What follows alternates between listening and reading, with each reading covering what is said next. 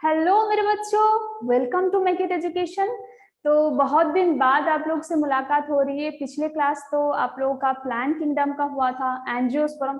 अगर कोई भी बच्चे वो क्लास नहीं देखे हो तो डिस्क्रिप्शन बॉक्स में उसका लिंक है, जरूर देखो।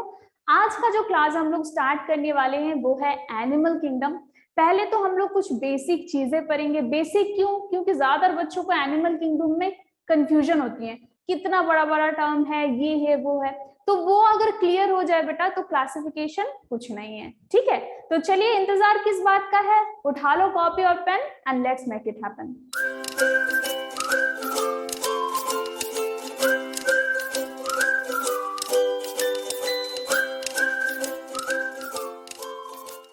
चलिए तो स्टार्ट करते हैं आज का क्लास। पहले तो हम लोग जो कॉमन फीचर्स है एनिमल्स का वो तो जानते हैं, ठीक है ना, कि दे आर मल्टीसेलुलर यूकैरियोट्स। ठीक है, तो ये जो कॉमन फीचर्स है ये, और मैं नहीं बोल रही हूँ सेल वॉल एब्सेंट रहता है, दे आर हेटेरोट्रॉप्स, ये सब आप लोग जानते हो। ठीक है, तो मेन पार्ट पे आते हैं क्लासिफिकेशन में। सो पहले एनिमल्स को क्लासिफाई किया गया था on the basis of their habitat. ठीक है, सो on the basis of habitat. तो हैबिटेट के बेसिस पे अगर क्लासिफाई किया गया तो वहां पे एनिमल्स को दो पार्ट में डिवाइड किया गया था। क्या क्या? एक आपका था बेटा एक्वेटिक और एक आपका था टेरेस्ट्रियल। ठीक है, अब बायोलॉजी में मैं हर बार बताती हूँ कि टेबल्स अगर आपको याद हो जाए, चार्ट अगर याद हो जाए तो पूरा चैप्टर उसी में कवर हो जाता है। ठीक है ना। सो एक्वेटिक में बेटा तीन क्लास कैटेगरी को निकाला गया। क्या क्या? Zooplankton, nekton, benthos. ठीक है, so what do you mean by zooplankton? Zooplankton मतलब जो फ्री स्विमिंग वाले होते हैं। ठीक है, एकदम जो वाटर के अपर लेवल में होते हैं, सो फ्री स्विमिंग। ठीक है, इसका एग्जाम्पल में आपका आ जाएगा प्रोटोजोआंस, सम प्रोटिस्ट। ओके, नाउ नेक्टन कौन लोग हैं? जो बीच में रहते हैं। ठीक है ना, सो मिडिल लेयर में जो लोग रहते हैं, मिडिल लेयर, ये भी स्विम कर सकते हैं। एक्चुअली यहाँ पे फ्री स्विमिंग की जगह फ्री फ्लोटिंग लिखिए। ठीक है ना, जो आराम से फ्लोट कर सकते हैं। ठीक है, यहाँ पे आप स्विमिंग लिख सकते हैं, मिडिल में रहते हैं और they are swimmer, good swimmer. Okay, और एग्जाम्पल में आपका आ जाएगा फिशेस। ठीक है, बेंथन में आता है जो बॉटम लेयर में रहते हैं। ठीक है, बॉटम लेयर में, और इसका एग्जाम्पल आप लोग जानते हो, शायद दिमाग में आ रहा है, वो है स्टारफिश। ठीक है, जब भी ये क्लासिफिकेशन करो आपको बस पॉन्ड के बारे में नहीं सोचना, आपको सारे एक्वेटिक सिस्टम के बारे में सोचना है। तो ये तीन कैटेगरी में डिवाइड किया गया, ज़ूप्लैंक्टन, नेक्टन एंड बेंथन। ज़ूप्लैंक्टन मींस जो फ्री फ्लोट करते हैं एकदम अपर लेवल में, वाटर के अपर लेवल में। नेक्टन मींस जो अच्छे स्विमर होते हैं और बीच में रहते हैं, ठीक है, मिडिल में, that is fishes. And Bentham में जो बॉटम में रहते हैं, that is starfish.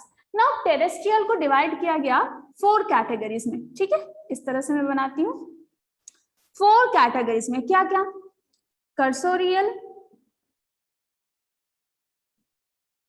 फॉसोरियल, arboreal, aerial. ठीक है, अब इसका मीनिंग जान लेते हैं।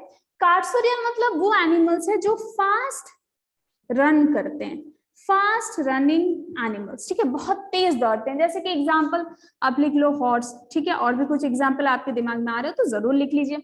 फॉसोरियल मतलब जो बरोइंग एनिमल्स होते हैं, मतलब माटी खुद के उसके अंदर रहते हैं। ठीक है, so they are burrowing animals, burrowing animals. Okay, इसका एग्जांपल में क्या हो जाएगा? Very good, rabbit. ठीक है ना, रैबिट, माइस, चूहा। ठीक है, आर्बोरियल मतलब they live in trees, live in trees. अब देखो बेटा, अगर बर्ड की बात है, they also live in trees, लेकिन बर्ड के लिए एरियल ग्रुप को रखा गया, मतलब वो can fly.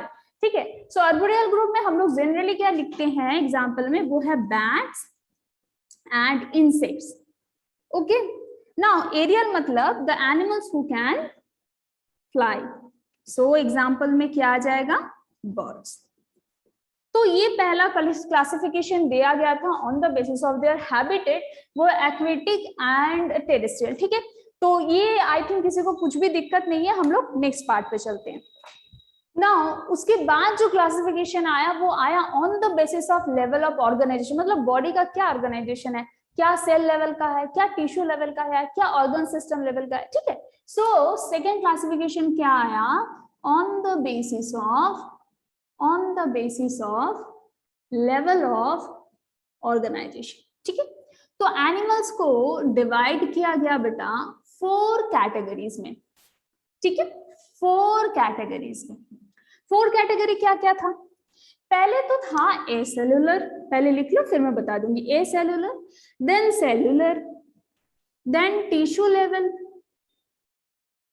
Then organ system level, ठीक है। तो क्या क्या था, एसेलुलर मतलब जहां पे एक ही सेल है, एसेलुलर मतलब ऐसा नहीं कि सेल नहीं है, ठीक है ना, ए वर्ड को यूज करते हैं हम लोग जहाँ पे नहीं होता है, लेकिन ए सेलुलर का मतलब है जहाँ पे सिर्फ एक ही सेल प्रेजेंट है, ठीक है ना, बाकी वहां पे बहुत सारा सेल, मल्टी सेलुलर नहीं है, बहुत सारा सेल नहीं है, सो वन सेल। और यहाँ पे क्या होता है, प्रोटोप्लाज्मिक बॉडी होती है, ठीक है। प्रोटोप्लाज्म का मतलब एक सेल के अंदर जितना लिविंग कंटेंट्स है उसको एक साथ में मिला के हम लोग क्या बोलते हैं, प्रोटोप्लाज्म। जैसे अगर आप प्रोटिस्टा ले लो एग्जांपल, अगर amoeba is a type of protista, ठीक है, एमीबा को अगर ले लो, उसके एक ही सेल के अंदर सारा चीज होता है, सारा काम होता है, so that is a cellular level of body organisation, ठीक है। सेलुलर लेवल में क्या होगा, सेल्स होगा, cells present but tissue not formed, tissue form नहीं हुआ है बेटा। तो ऐसा ऑर्गेनिज्म का नाम बताओ जहां पे सेल्स तो है लेकिन टिश्यू, सारा सेल्स एक साथ मिलके कोई एक पर्टिकुलर काम नहीं करता है, सो दैट इज वॉल्वॉक्स। आप बता सकते हो Volvox is multi cellular. And क्या बता सकते हो, स्पॉन्जेस बता सकते हो। स्पॉन्जेस के बारे में आप लोग पढ़ोगे जब एनिमल किंगडम का जो आपके सिलेबस में है वो जब क्लासिफिकेशन करवाएंगे, ठीक है। सो वॉल्वॉक्स, स्पॉन्जेस। टिश्यू लेवल में क्या होगा बेटा, यहाँ पे कुछ सेल एक साथ मिलके कुछ पर्टिकुलर काम तो करता है, टिश्यू तो फॉर्म हो गया लेकिन ऑर्गन सिस्टम फॉर्म नहीं हुआ है, so tissue level body organisation, organ और ऑर्गन सिस्टम नॉट फॉर्म, ठीक है। तो ये जनरली बेटा जो होता है ना टिश्यू लेवल कहाँ से स्टार्ट होता है, निमाट हेलमिंथ से। अब जो निमाट हेलमिंथ, एस्ची हेलमिंथ, ये सारा कुछ है ना बेटा, वो जब एनिमल किंगडम में आगे के क्लास में पढ़ाऊंगी तब और अच्छे से समझ में आएगा, ठीक है। ये तो बेसिक जो क्लासिफिकेशन की जरूरत है वो पढ़ा रहे हैं, तो एटलीस्ट एग्जाम्पल लिख लो, ठीक है। ऑर्गन सिस्टम लेवल में क्या होता है कि यहाँ पे फुल्ली ऑर्गन सिस्टम डेवलप हो गया है, ठीक है, जैसे हम लोग, जैसे मैमल्स लोग, ठीक है। तो यहां से यहाँ पे बेटा ये स्टार्ट होता है निमाट हेलमिंथ से, निमाट हेलमिंथिस ऑनवर्ड्स, ठीक है। उसके बाद से जितने आते हैं वो टिश्यू लेवल को कवर करके ऑर्गन सिस्टम लेवल में जाते हैं, ठीक है। तो ये था लेवल ऑफ ऑर्गेनाइजेशन के बेसिस पे क्लासिफिकेशन है, cellular, cellular, tissue level and organ level. तो इतना तक आई थिंक सबको समझ में आया हो। अगर किसी को भी कुछ भी चीज में दिक्कत है जरूर कमेंट बॉक्स में कमेंट कीजिएगा, ठीक है। तो इसको मैं मिटा देती हूँ। चलिए, तो नेक्स्ट क्लासिफिकेशन जो दिया गया था वो दिया गया था on the basis of symmetry, body symmetry, on the basis of body symmetry. अब बेटा बॉडी सिमेट्री का मतलब क्या होता है, केमिस्ट्री में भी आप लोग जानते होंगे कि मान लीजिए कोई बॉडी है, उसको अगर दोनों पार्ट में हम इक्वली मिडिल से अगर कोई लाइन खींच दे तो इक्वली अगर दोनों पार्ट में डिवाइड किया जा सके तो उसको हम लोग बोलते हैं सिमेट्रिकल, मतलब बॉडी का दो हाफ जो है वो सेम है, लेकिन अगर सेम नहीं हुआ so those are asymmetrical. So on the basis of body symmetry animals को तो पहले दो पार्ट्स में डिवाइड किया गया, क्या क्या, एसिमेट्रिकल एंड सिमेट्रिकल, ठीक है। नाउ सिमेट्रिकल को फिर से डिवाइड किया गया कितने कैटेगरीज में, स्फेरिकल, इसका और एक नाम है बेटा, बहुत किताब में आपको मिलेगा, यूनिवर्सल, ठीक है। दूसरा रेडियल, रेडियल के अंदर में और एक कैटेगरी डाला जाता है बाय रेडियल, नहीं तो उसको अलग से भी डाला जाता है, मैं अलग से लिखवा देती हूँ, ठीक है। So by radial and bilateral, both are different things, okay. ना स्फेरिकल यूनिवर्सल में क्या होगा, स्फेरिकल नाम से आपको क्या पता चल, अच्छा इसका पहले मैं बता दूं, एसिमेट्रिकल का मतलब मैं पहले ही बता दी थी कि कोई एक बॉडी है मान लीजिए, ठीक है, उस बॉडी को अगर हम इस तरह से डिवाइड करेंगे, ठीक है, तो इसका कोई भी प्लेन से बॉडी को दो हाफ, अगर सेंट्रल एक्सिस से मैं, सेंट्रल एक्सिस मतलब मिड पॉइंट, सेंट्रल एक्सिस से अगर मैं कोई भी प्लेन से उसको काटूं तो उसका बॉडी दो हाफ में डिवाइड नहीं होगा। तो इसका एग्जांपल आप लिख लो स्नेल्स, ठीक है, स्नेल्स आप लोग देखे हो, स्नेल्स का क्या होता है कि हम किसी भी प्लेन से उसको डिवाइड कर ले बेटा, उसका बॉडी दो हाफ्स में कभी भी डिवाइड नहीं होती है। सो एसिमेट्रिकल हो गया। स्फेरिकल में क्या होगा, नाम से पता चल रहा है स्फीयर शेप्ड समथिंग, कोई ऑर्गेनिज्म है जो स्फेरिकल है, फुटबॉल लाइक है, सर्कुलर नहीं बता रही हूं मैं, बता रही हूँ स्फेरिकल, ठीक है ना। तो उसमें हम किसी भी प्लेन से, अगर किसी भी प्लेन से सेंट्रल एक्सिस के थ्रू उसको काटा जाए ना, तो उसका बॉडी इक्वल पार्ट में डिवाइड हो जाएगी, टू हाफ्स, इक्वल हाफ्स में डिवाइड हो जाएगी। तो किसी भी प्लेन से अगर मैं उसको काटू from central axis, so example आपका हो जाएगा वॉलवॉक्स, वॉलवॉक्स आप लोग जानते हो, प्लांट किंगडम में पढ़े हो, ठीक है। रेडियल में क्या होता है, ये थोड़ा सा इंपॉर्टेंट बात है, उसका बॉडी जनरली क्या होता है, अगर ऊपर से मैं देखूं तो उसका बॉडी ऊपर से, ठीक है, अपर व्यू से, सो सर्कुलर होता है।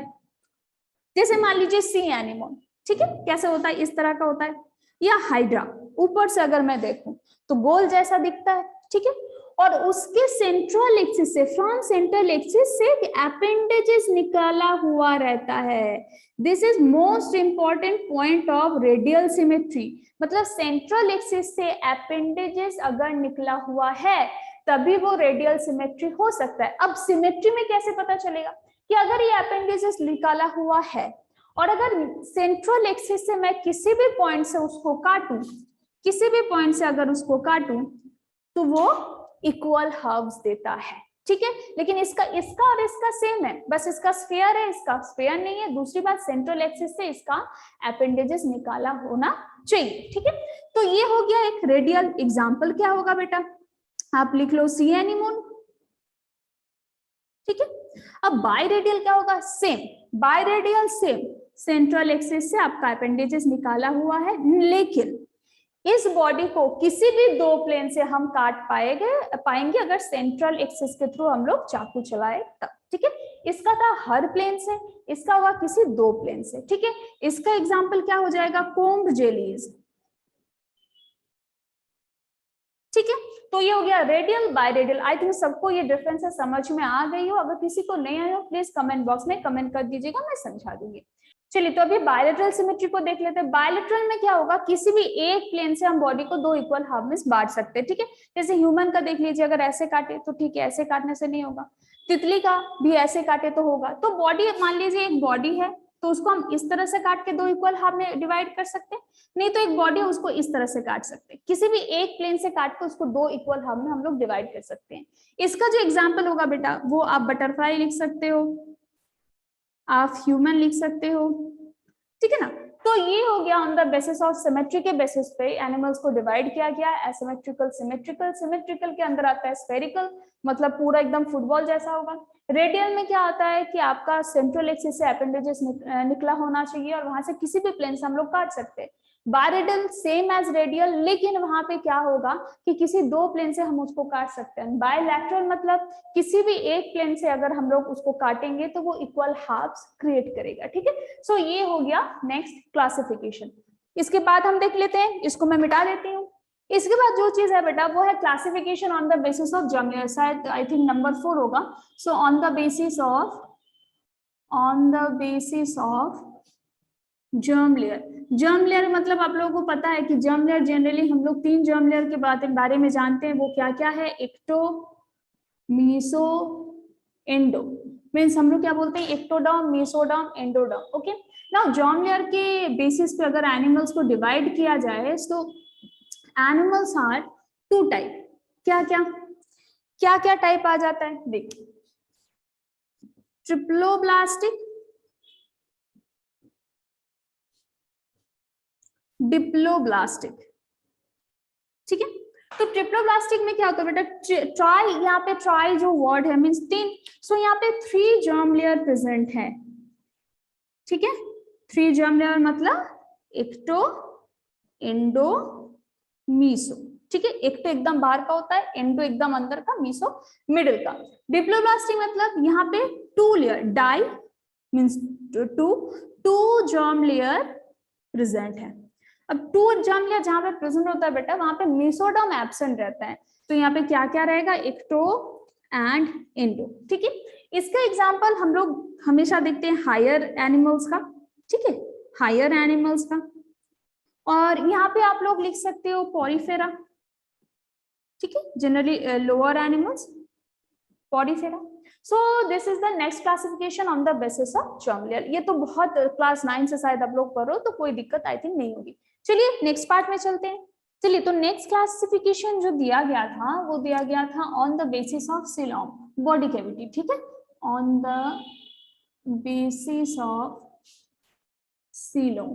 अब बेटा सीलोम का मतलब होता है बॉडी कैविटी, ठीक है। बॉडी कैविटी कहाँ पे रहती है, जनरली हम लोग का जो 3 बॉडी लेयर होता है, एक्टो एंडो मीसो, तो बॉडी कैविटी में सीलोम प्रेजेंट रहता है बिटवीन एंडो एंड मीसोडर्म, ठीक है। ये क्या करता है, मान लीजिए इंडोडर्म है, ये मीसोडर्म है। इंडोडर्म से थ्रू क्या होता है, आपका ऑर्गन सारा कुछ निकला हुआ रहता है, तो उसको प्रोटेक्ट करना, उसको जगह देना डेवलप होने के लिए, कोई भी इंजरी हो तो उसको बचाना, प्रोटेक्शन देना, ठीक है। तो ये बात हो गई। अब देखिए उसके बेसिस पे सीलोम को अगर डिवाइड किया जाए, सॉरी एनिमल्स को अगर डिवाइड किया जाए, सो एनिमल्स आर 3 टाइप। क्या क्या, एक तो आपका हो गया एसिलोमेट, दूसरा हो गया आपका स्यूडोसिलोमेट, तीसरा यूसिलोमेट और सिलोमेट, ठीक है। बहुत किताब में यूसिलोमेट भी रहता है। एसिलोमेट में क्या होगा, जहां पे बॉडी कैविटी एब्सेंट है, ठीक है, no body cavity, no body cavity, body cavity जहां पे एब्सेंट है। अब यहाँ पे कोई गैप नहीं है, इसका एग्जांपल क्या होगा, आप लिखिए फ्लैट वर्म्स, ठीक है, आप लिख सकते हैं पॉडीफेरा, ठीक है, स्पॉन्जेस, ठीक है। एसिलोमेट हो गया। स्यूडोसिलोमेट में क्या होगा, इसको दिखाता है कि सिलोम है लेकिन है नहीं कुछ, ठीक है ना, मतलब बीच में सिलोम का फॉर्मेशन हुआ है लेकिन है नहीं। यहाँ पे और एक चीज बेटा लिख लीजिए, मीसोडर्म जो होती है वो एब्सेंट रहती है, मीसोडर्म एब्सेंट रहती है, ठीक है। अच्छा, यहाँ पे क्या होगा कि स्यूडोसिलोमेट में पहली बात है कि coelom, false coelom present, false coelom present. बगल में पिक्चर दिख रहा होगा आपका सबका, तो वो ध्यान से देखिए, तो आपको पिक्चर देखने से पता चलेगा, ठीक। So false coelom present, false coelom present में यहाँ पे क्या होता है कि मेसोडर्म इज पैचेस लाइक, मतलब आपको दिख रहा होगा पिक्चर में कुछ पैचेस दिख रहा है, एक्चुअली वो मेसोडर्म का मतलब सिलोम को उतना काम नहीं करेगा, लेकिन उससे क्या दिख रहा है कि हाँ मेसोडर्म पैचेस लाइक प्रेजेंट है, तो शायद वहां पे सिलोम प्रेजेंट है, ऐसे वो दिखता है लेकिन होता नहीं है सिलोम से, दैट्स व्हाई स्यूडोसिलोमेट, ठीक है। सिलोमेट में क्या होगा बेटा, ट्रू सिलोम प्रेजेंट, ठीक है। यहाँ पे और एक चीज होती है बेटा, मेसेंट्रीज प्रेजेंट होती हैं।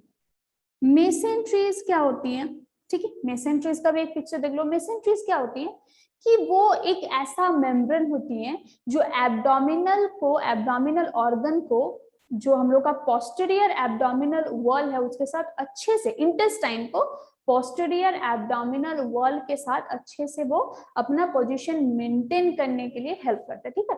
तो यहाँ पे मेसेंट्रीज प्रेजेंट होता है। सिलोमेट जनरली हायर एनिमल्स हो सकता है।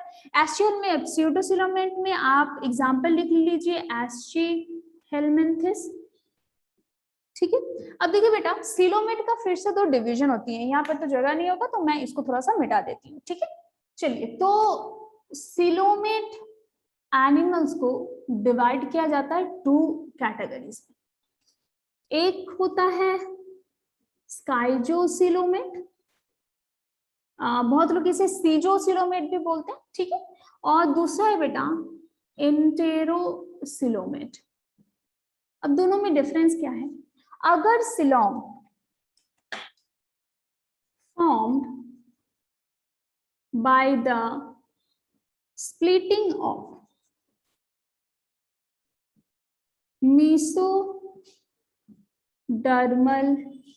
layer during embryonic development. जब एम्ब्रायनिक डेवलपमेंट हो रहा था मम्मी के ऊंग में, उस टाइम में अगर मेसोडर्मल से स्प्लिट हो गया, अगर सिलोम बन रहा है, उसको हम लोग बोलते हैं स्काइजोसिलोमेट। एग्जाम्पल क्या हो जाएगा? एनेलिडा ग्रुप मींस आर्थ्रोन वाला ग्रुप, ठीक है, एनेलिडा। अब अगर इंटरोसिलोम की बात होता है तो ये होगा formed by the out pocketing from endodermal gut. जो एंडोडर्मल लेयर है वहां से आउट पॉकेटिंग ऐसे निकला हुआ ना, ठीक है, उसको आउट पॉकेटिंग बोलते हैं, पिक्चर में आपको दिख रहा होगा, उससे अगर सिलोम बन रहा हो उसको हम लोग बोलते हैं इंटेरोसिलोमेट। अब एक चीज ध्यान में दीजिए, ये मेसोडर्म लेयर से फॉर्म होता है, ये एंडोडर्म लेयर से फॉर्म होता है। कुछ भी याद नहीं रहे तो एक चीज याद रखिएगा कि सीजोसिलोमेट तब बनता है जब मेसोडर्मल लेयर से अगर सिलोम फॉर्म हुआ, और अगर एंडोडर्मल लेयर से अगर सिलोम फॉर्म हुआ दैट इज इंटेरोसिलोमेट। इसका एग्जाम्पल लिख लीजिए, इसका एग्जाम्पल ह्यूमंस लिख लीजिए, ठीक है। तो ये है सिलोमेट का कैटेगरी, ठीक है, इसको मैं मिटा दूं, नेक्स्ट पे चलते हैं। चलिए, तो नेक्स्ट एक चीज के बारे में एक्स्ट्रा मैं बता दूं, वो है हीमोसिलोमेट, ठीक है, हीमोसिलोमेट। तो बेटा हीमोसिलोमेट में क्या होता है कि अगर पूरा जो बॉडी कैविटी है, खाली स्पेस है, ठीक है, उसमें अगर पूरा ब्लड फील्ड रहे तो उसको हम लोग बोलते हैं हीमोसिलोमेट। हीमो मीन्स वर्ड आया है हीमोग्लोबिन से, ठीक है, तो हीमो ब्लड अगर फिलअप रहे सिलोम में, सो coelom is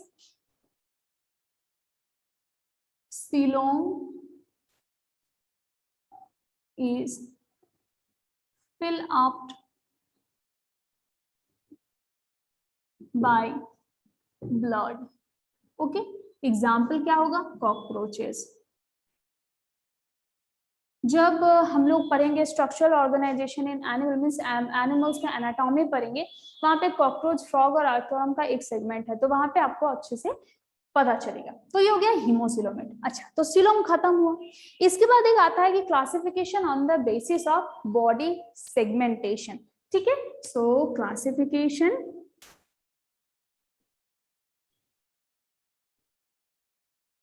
on the basis of body segmentation, ठीक है।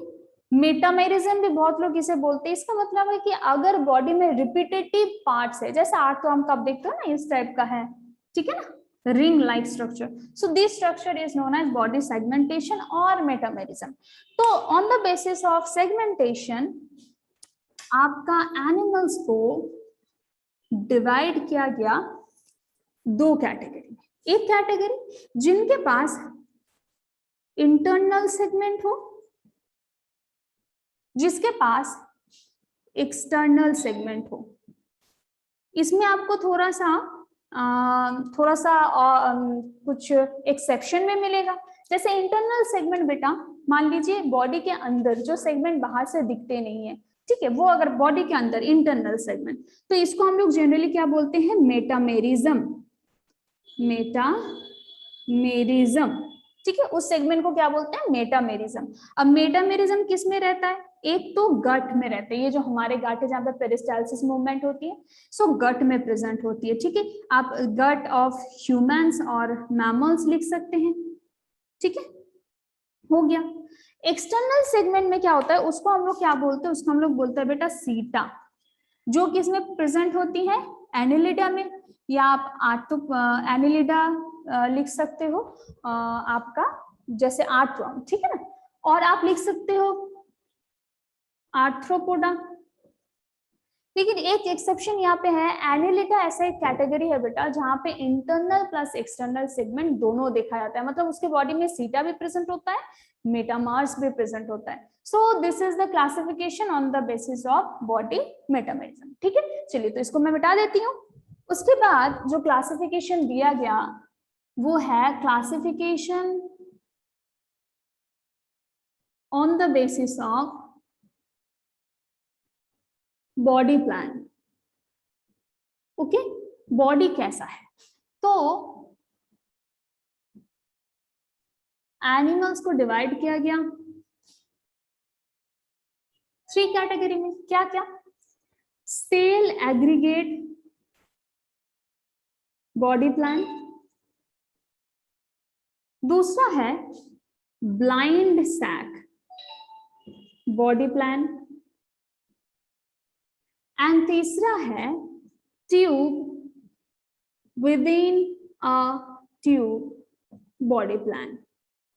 अभी है क्या चीज?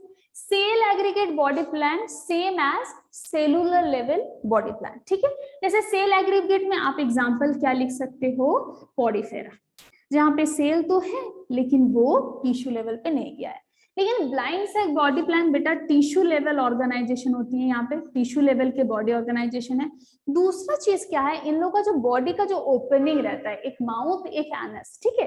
लेकिन ब्लाइंड सैक बॉडी प्लान में क्या होगा, एक ही ओपनिंग रहता है वहां पे।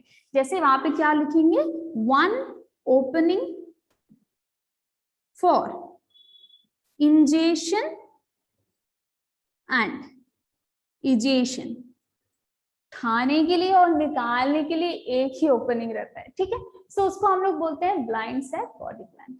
यहाँ पे देखिए, यहाँ पे क्या होगा, tube within a tube. अगर आप थोड़ा सा इमेजिन करें तो हम लोग के अंदर एक गट है, गट के अंदर जो है वो तो गोल है, वो तो पूरा खाली है, हॉलो है। माउथ टू एनस वो पूरा इधर उधर पेचीदा है, लेकिन वो पूरा खाली जगह है कि नहीं।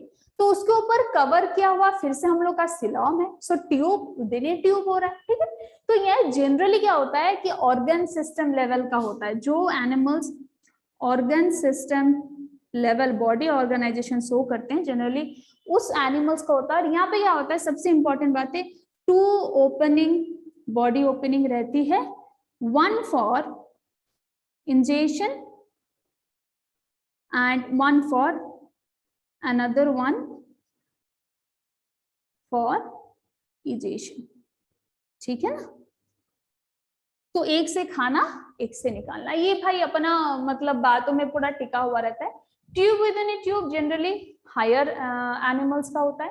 ब्लाइंड सैक आप अगर देखेंगे तो निडरिया का देख सकते हैं, जैसे मतलब हाइड्रा का देख सकते हैं। ठीक है ना, सो एग्जांपल यहाँ पे हाइड्रा लिख सकते हैं आप लोग, सी एनिमो लिख सकते हो। ठीक है, और ये हो जाएगा हायर एनिमल्स का। तो ये हो गया 3 body plan, cell aggregate same as cellular level body organization, blind sac एक टिश्यू लेवल तो है, लेकिन इंपॉर्टेंट बात ये है यहाँ पे कोई भी बॉडी ओपनिंग नहीं रहता। ठीक है, तो यहाँ पे एक ओपनिंग रहता है जहां से इंजेशन इजेशन दोनों करते हैं। और यहाँ पे क्या होगा बेटा कि 2 बॉडी ओपनिंग रहता है, एक इजेशन के लिए एक इंजेशन के लिए। ठीक है, तो इतना तक आई थिंक सबको समझ में आ गया हो, मैं मिटा देती हूँ इसको। चलिए, तो tube within a tube जो हम लोग देखे थे, ट्यूब विद इन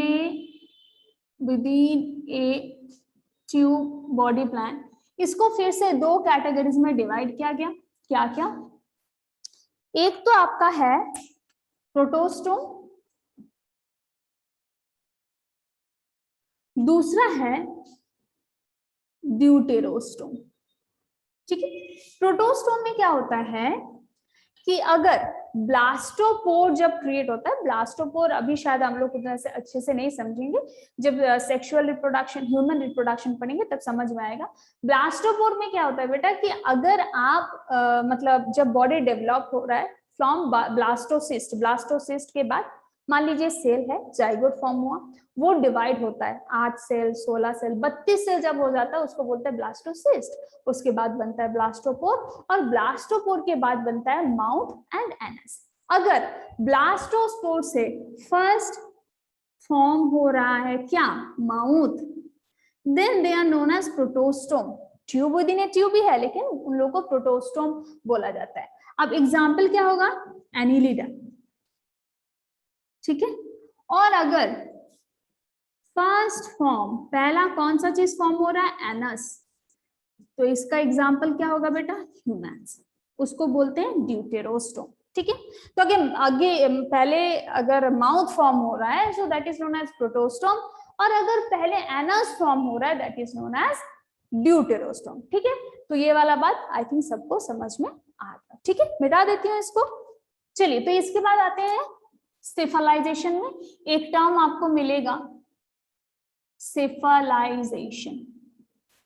सेफलाइजेशन में एक्चुअली इसका मतलब होता है हेड फॉर्मेशन, ठीक है, हेड और ब्रेन फॉर्मेशन।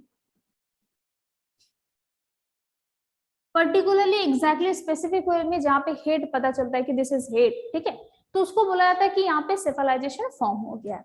अब देखिए बेटा, नेक्स्ट टर्म जो आपको आएगा वो आएगा एपेंडेजेस। एपेंडेजेस क्या होता है? अगर बॉडी से कोई भी पार्ट्स आउटवर्ड की तरफ प्रोजेक्ट करिए, उसको हम लोग बोलते हैं एपेंडेजेस। जैसे इसका हम लोग क्या डेफिनेशन लिख सकते हैं कि प्रोजेक्टिंग बॉडी पार्ट्स, है कि नहीं। अब देखिए बेटा, एपेंडेज में जो उसका काम है, फंक्शन के हिसाब से एपेंडेज को बहुत सारा कैटेगरी में डिवाइड किया गया है। मेनली कुछ एपेंडेज यूज होता है फीडिंग पर्पस के लिए, कुछ यूज होता है लोकोमोशन पर्पस के लिए, कुछ यूज होता है अदर पर्पस के लिए, जैसे कि सेंस ऑर्गन, ठीक है। तो लोग फीडिंग पर्पस के बारे में अगर बात करें बेटा, तो फीडिंग में जैसे हेल्प करता है टेंटकल्स। टेंटकल्स इसी चैप्टर में आप लोग पढ़ेंगे, जैसे हाइड्रा उसका टेंटकल्स होता है, वो हेल्प करता है खाने के लिए। देन लोकोमोशन की अगर बात करें तो वहां पे क्या क्या आ जाता है, लिम्स जैसे ह्यूमंस का है, विंग्स जैसे बर्ड्स का, ये लोकोमोशन लोकोमोटिव होती है, मतलब एक जगह से दूसरी जगह जाने में हेल्प करती है। तीसरा क्या हो सकता है, ट्यूब फीट जो कि स्टार फिश का होता है, और हो सकता है फिन्स जो मछली का होता है कि नहीं। अदर पर्पस की अगर बात करें तो वहां पे आप एंटेना लिख सकते हो, ठीक है, ये सेंस ऑर्गन होती है कॉकरोचेस का, ठीक है ना। तो इस तरह से अपेंडेज को डिवाइड किया गया है on the basis of their function. Feeding हो सकता है, लोकोमोशन, सेंसरी ऑर्गन हो सकता है, ठीक। तो ये हो गया अपेंडेजेस। इतना तक सबको समझ में आ गई आई थिंक। चलिए, तो इसको मैं मिटा के अगले पार्ट में जाती हूँ। देखिए, तो इसके बाद आपका जो मेन आता है बेटा वो है स्केलेटन। स्केलेटन के बारे में भी आप लोगों को पहले से ही पता होगा कि स्केलेटन दो टाइप के होते हैं, ठीक है ना। स्केलेटन का काम क्या होता है कि बॉडी का जो फ्रेम है उसको मेंटेन करना, ठीक है ना। स्केलेटन, आपका अगर हड्डी टूट जाए तो बस आप तो सही से, मतलब पीठ का अगर हड्डी टूट जाए आप सही से खड़ा नहीं हो पाओगे। नॉर्मल एग्जांपल देती हूँ कि जो बुजुर्ग लोग होते हैं उनका दांत टूट जाता है, आप देखोगे दांत एकदम से पूरा टूट जाने के बाद मुंह का शेप बदल जाता है, ठीक है ना। तो बॉडी का जो फ्रेमवर्क है उस पे वो काम करता है skeleton. Skeleton is two type, एक हम लोग बोलते हैं एक्सोस्केलेटन, एक को हम लोग बोलते हैं एंडोस्केलेटन, ठीक है। अब बेटा मैं एक एक बताते जाऊंगी, आप लोग पिक्चर देखते जाइएगा। एक्सोस्केलेटन में क्या होता है कि जो बॉडी के बाहर की तरफ रहते हैं, जैसे नाखून हो गया, हॉर्न हो गया, हूफ हो गया, ठीक है, पिक्चर आपको दिख रही होगी। सो नेल्स हो गया, हॉर्न्स हो गया, हूफ हो गया, ठीक है ना।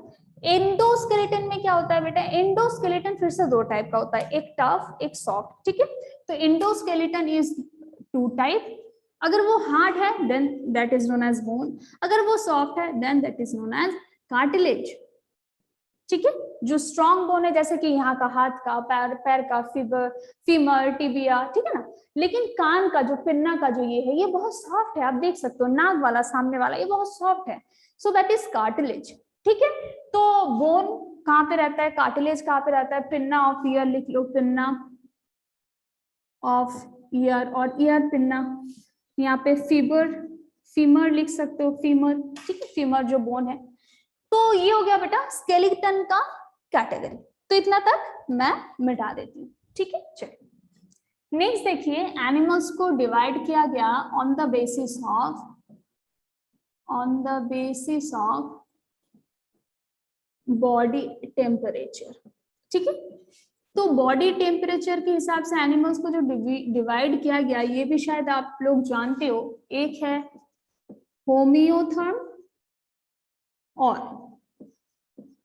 वार्म ब्लडेड एनिमल्स, दूसरा है पॉइकिलोथर्म और cold blooded animals, okay. Now what is the difference between homeotherm and poikilotherm. Homeotherm में क्या होता है कि एनिमल्स अपना जो बॉडी टेम्परेचर है उसको बाहर की जो टेम्परेचर है उसके हिसाब से अपने बॉडी को अफेक्ट नहीं होने देता है। मतलब आउटसाइड का जो टेम्परेचर है, इन्वायरमेंटल जो टेम्परेचर है, वो इन लोगों के बॉडी को अफेक्ट नहीं करता है। जैसे एग्जांपल के तौर पे आप लोग ले लो ह्यूमंस, ठीक है। आपको अगर ठंडा लगता है तो आप शिवरिंग करते हो, शिवरिंग करने से आपका शरीर थोड़ा सा गर्म हो जाता है। तो बाहर कैसा भी हो, हम लोग अपने तरफ से अपने बॉडी को मेंटेन कर लेते हैं। बाहर का एनवायरनमेंट हम लोग के बॉडी टेम्परेचर को अफेक्ट नहीं कर पाता है, ठीक है। अगर गर्मी लग रही हो तो पसीना जाता है, बॉडी ठंडा हो जाता है, रिलैक्स हो जाता है, ठीक है। लेकिन पोइकिलोथर्म में क्या होता है बेटा, बॉडी अफेक्ट करती है, एक्सटर्नल जो टेम्परेचर है वो बॉडी को बहुत ज्यादा अफेक्ट करती है। बहुत ज्यादा ठंडा पड़ गया, कोल्ड ब्लडेड ऑलरेडी है, बहुत ज्यादा ठंडा पड़ जाए तो उन लोगों को अंदर घुसना पड़ता है किसी मिट्टी के नीचे कि हाँ चलो अभी बहुत ठंडा हम लोग बच लेते हैं। गर्मी पड़ जाए तो भी बॉडी, अगर ब्लड बहुत ज्यादा गर्म हो जाए, क्योंकि वो लोगों को तो अफेक्ट करता है एक्सटर्नल टेम्परेचर, अगर बॉडी बहुत ज्यादा गर्म हो जाए तो भी दिक्कत है। तो वो लोग तब क्या करते हैं, दो सिस्टम फॉलो करते हैं जिसको हम लोग बोलते हैं हाइबरनेशन, एस्टिवेशन। हाइबरनेशन करते हैं in the time of winter, जब बहुत ज्यादा ठंडा हो। एस्टिवेशन गर्मी के टाइम में वो लोग करते हैं, ठीक है। तो इसका एग्जांपल आप लिख लो, स्नेक, ठीक है। और इसका एग्जांपल तो ह्यूमन मैंने लिखवा ही दिया है, ठीक है। चलिए इसमें किसी को कुछ भी दिक्कत, मिटा देती हूँ, ठीक है। चलिए अब देखो, एनिमल्स को क्लासिफाई किया गया on the basis of development, ठीक है। तो डेवलपमेंट का मतलब दो तरह का डेवलपमेंट होता है, ठीक है। क्या क्या, एक आ जाता है आपका इनडायरेक्ट एंड दूसरा आ जाता है डायरेक्ट, ठीक है। इनडायरेक्ट में क्या होता है, लार्वा, जैसे एग, ठीक है। एग के बाद आया लार्वा, लार्वा के बाद यंग जो एडल्ट है वो तैयार नहीं होता है, उसके बाद क्या होता है, प्यूपा, प्यूपा के बाद वो बच्चा निकल के आता है, ठीक है। तो यहाँ पे बीच में एक ऐसा कंडीशन है जब वो चीज एकदम से इनएक्टिव हो जाती है, ठीक है। प्यूपा में आप देखे होंगे वो क्या होता है, एकदम से इनएक्टिव, वो फंक्शन नहीं करता है कुछ भी, ठीक है। सो यहाँ पे क्या होता है, बीच में एक ऐसा पोजीशन आ जाता है जब वो ऑर्गेनिज्म पूरी तरह से इनएक्टिव हो जाता है, उसके बाद जब वो निकलता है तब वो एक्टिव रहता है। लेकिन यहाँ पे एक के बाद आ गया आपका लार्वल स्टेज, और उसके बाद डायरेक्ट बच्चा पैदा हो जाता है, ठीक है। तो यहाँ पे ऐसा कोई चीज नहीं है जो इनएक्टिव स्टेज में हो, ठीक है। लेकिन यहाँ पे इनएक्टिव स्टेज है, तो इसलिए इसको डायरेक्ट आपका डेवलपमेंट बोला जाता है, इसको इनडायरेक्ट डेवलपमेंट बोला जाता है। इसमें आप ये देख सकते हो, कॉकरोचेस आ जाएगा एग्जाम्पल में, बटरफ्लाई आ जाएगा, ठीक है ना, जनरली आर्थ्रोपोडा ग्रुप, ठीक है। और इसमें क्या आ जाएगा, ह्यूमंस, ठीक है। तो इतना तक था जो बेसिक चीजें हैं, मतलब जिसके जान जाने से आपको क्लासिफिकेशन बहुत ज्यादा आसान हो जाएगी। तो इसके बाद आज हम लोग एनिमल्स का जो क्लासिफिकेशन जो आपकी किताब में है वो देखेंगे, और एक क्लासिफिकेशन देखेंगे जिसको देखने से आप क्या होगा, उसको मतलब जान लेने से ही ना आप क्लासिफिकेशन आराम से कर पाओगे, ठीक है। तो इसको मैं मिटा देती हूँ। चलिए तो क्लासिफिकेशन में एंटर करते हैं। कुछ बच्चे ऐसे बोलते हैं कि मैम ऐसा कुछ ट्रिक बता दीजिए जिसके मुताबिक हम लोग याद रख पाए। एनिमल किंगडम का जो क्लासिफिकेशन है जो आप लोग की किताब में है वही बहुत आसान है याद करने के लिए, लेकिन फिर भी अगर आप लोग चाहते हो कुछ ट्रिक तो नहीं है, शायद उसको याद करना और ज्यादा मुश्किल है, फिर भी मैं एक बता देती हूँ, अगर किसी को याद रखना होगा तो रख लीजिएगा। तो जो ट्रिक है या जिससे याद रख सकते हो, जो राइम है वो है, principal called to punish Amar, Akbar, Anthony for misbehaving in, यहाँ पे इन का स्पेलिंग ई लिखिएगा, हिस्ट्री क्लास,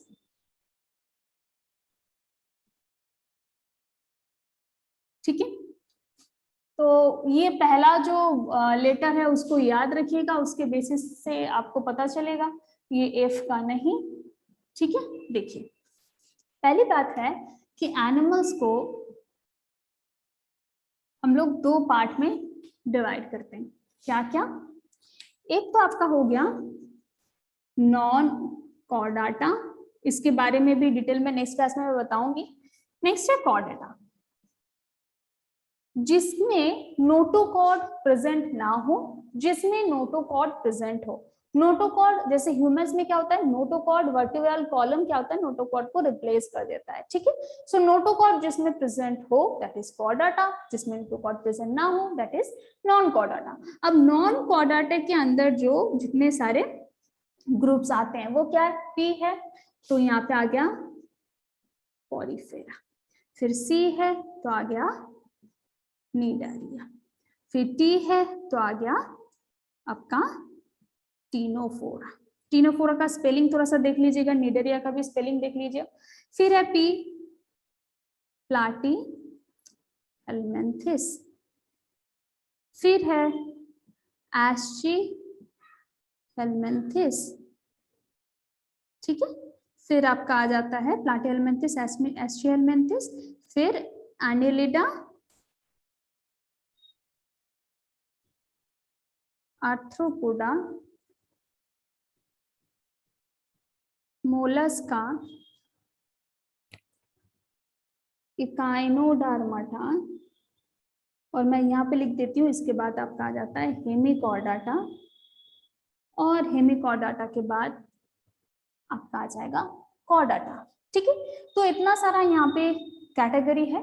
कॉर्डाटा की अगर बात किया जाए सो ऑन द बेसिस ऑफ कि कहाँ पे वो नोटोकॉर्ड प्रेजेंट है, किस पोजीशन में, तो उसके बेसिस पे डिवाइड किया जाता है यूरोकॉर्डाटा, सिफालोकॉर्डाटा, फिर वर्टिब्रेटा, ठीक है। अगर सिर्फ टेल रीजन में वो प्रेजेंट है दैट इज यूरोकॉर्डाटा, अगर हेड टू टेल प्रेजेंट है दैट इज सेफालोकॉर्डाटा, और अगर कॉर्डाटा को अगर वर्टिब्रल कॉलम ने रिप्लेस किया हो दैट इज वर्टिब्रेटा। अब वर्टिब्रेटा का अगर बात करें सो दे आर टू टाइप, क्या क्या, एनाथा, नाथोस्टोमाटा, ठीक है। फिर से एनाथा मतलब जहां पे जॉज एब्सेंट है, ठीक है, जॉ एब्सेंट। नाथोस्टोमाटा का मतलब जहां पे जॉ प्रेजेंट है। तो जॉ प्रेजेंट है तो यहाँ पे फिर से दो पार्ट में डिवाइड किया जाता है on the basis of limbs. तो लिम्स यहाँ पे एक आ जाता है फिन्स, एक आ जाता है टेट्रापोड्स। यहाँ पे शायद और जगह नहीं होगा, मैं इधर वाला पार्ट थोड़ा सा मैं मिटा देती हूँ, ठीक है। चलिए ऊपर वाला, तो यहाँ पे आ गए fins and tetrapods, okay. So fins की अगर बात करें तो फिन्स किसका होता है, स्पाइसेस का, मतलब ये कैटेगरी किसका आ गया, स्पाइसेस का, ठीक है, फिश। तो यहाँ पे कुछ ऐसे फिश होती है जो बोनी फिश होती है, कुछ ऐसी होती है जो कार्टिलेजिनियस फिश। बोनी फिश को क्या बोलते हैं, ऑस्टिक फिश, कार्टिलेजिनियस फिश को क्या बोलते हैं, कॉन्ड्रिक फिश। सो बोनी फिश आ गया एंड कार्टिलेजिनस फिश आ गया, ठीक है।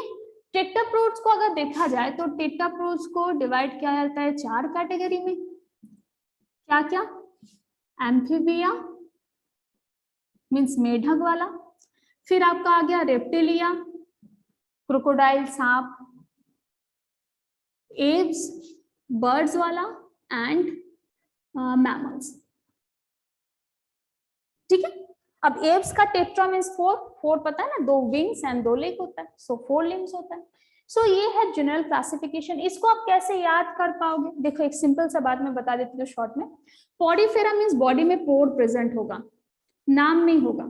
नीडरिया, नीडरिया में क्या होता है बेटा, यहाँ पे स्टिंगिंग सेल प्रेजेंट होती है, नीडोब्लास्ट प्रेजेंट होती है, नीडोब्लास्ट। ये एकदम सिग्निफिकेंट कैरेक्टरिस्टिक्स है, जिसको याद रखोगे बाकी की सारी चीजें याद आ जाएगी, ठीक है। तो बॉडी में पोर प्रेजेंट होगी पॉडीफेरा में, नीडरिया में नीडोब्लास्ट प्रेजेंट होगा। वो क्या होता है ना कि उसके सूर में, सुने टेंटिकल्स, उसमें नीडोब्लास्ट होती है। नीडोब्लास्ट क्या है, स्टिंगिंग सेल है, मतलब कोई भी एनिमल जा रहा है उसको ऐसे पकड़ के चिपक जाता है उसमें, और उससे वो अपना फीडिंग करता है, खाता है, ठीक। टीनोफोरा में क्या होगा, comb like structure present होगा, टीनो means comb, okay।